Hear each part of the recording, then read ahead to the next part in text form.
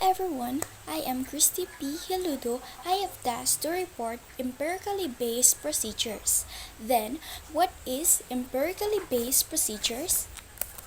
Is an item improvement uses students' test responses to enhance item quality.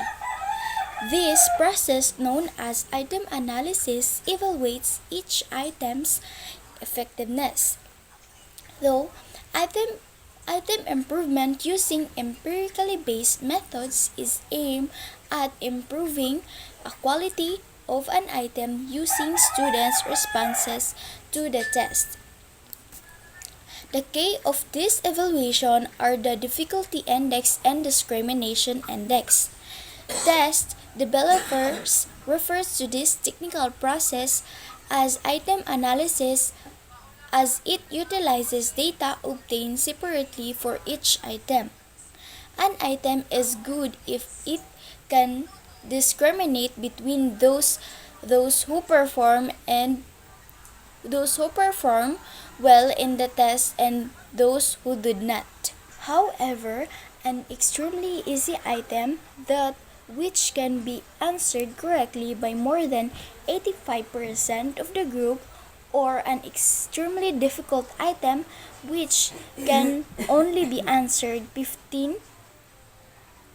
correctly by 15% is expected perform as well as discriminators. Difficulty index, however, takes a different meaning when used in the context of criterion reference, interpretation, or text testing for mastery. An item with a high difficulty index will not be considered as an easy item and therefore a weak item, but rather an item that displays the capability of the learners to perform the expected outcomes. It therefore becomes evidence of mastery.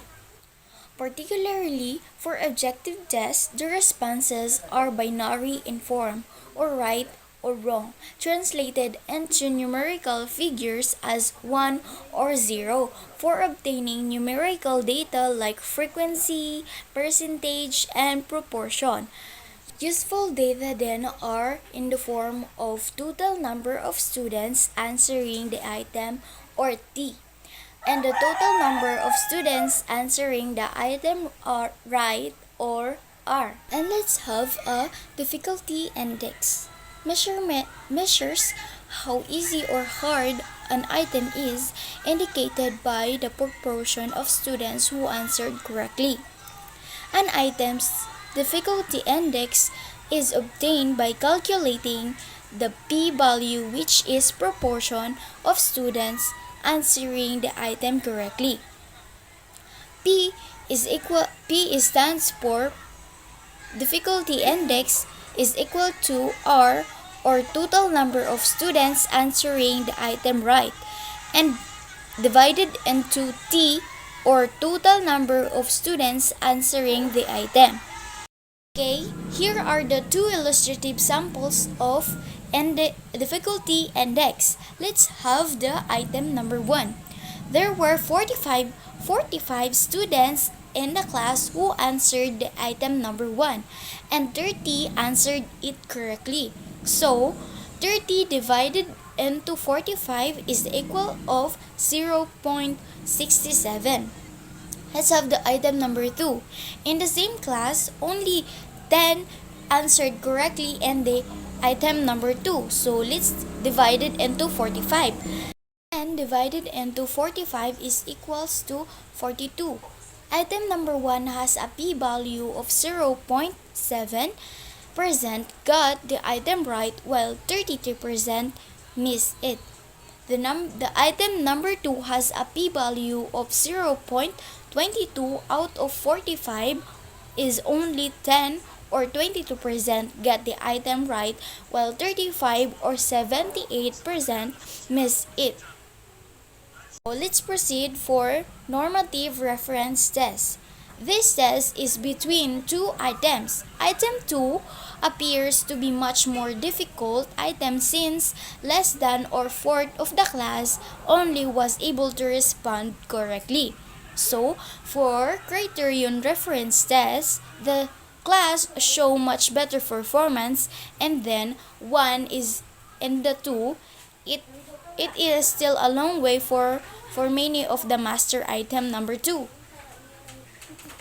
The p-value ranges from zero point zero to 1.0, which indicates from extremely very difficult as no one got the correct answer to extremely very easy as everyone got it correct. For binary choice items, what is binary choice items anyway? It is a type of questions format commonly used in survey, tests, and questionnaires. They present respondents with two answer options. So here's the thing. There's 150 probably of getting the item correctly simply by chance.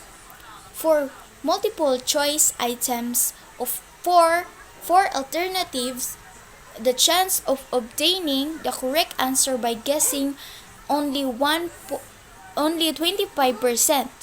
This is the advantage of using multiple choice questions over the binary items. The probability of getting high score by chance is reduced. So, let's proceed to discrimination index. Measures how will item differentiate between high performing and low performing students. So, as earlier mentioned, the power of an item discriminate between informed and uninformed groups or between more knowledgeable and less knowledgeable learners is shown using the item discrimination index or D. This is an item statistics scan that can reveal useful information by using an item. Basically, an item discrimination index shows the relationship between students' performance and an item, between the right or the wrong, and his or her total performance in the test represented by the total score.